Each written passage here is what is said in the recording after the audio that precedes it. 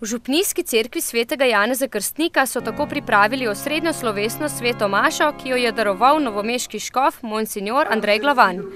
Priprave na samostojno župnijo Mirna so se sicer začele že leta 1620 z ustanovitvijo njenega predhodnika, vikariata.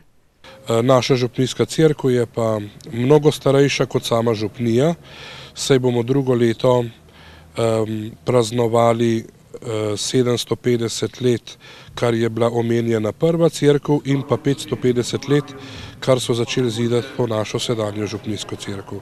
Mirnska župnija po Hladnikovem mnenju živi zaradi vernikov.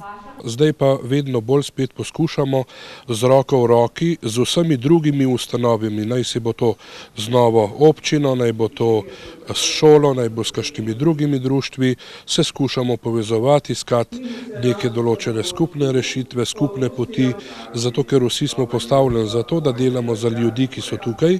Povezovanje pa je pomembno ne le na verskem, ampak tudi na drugih področjih, dodaja.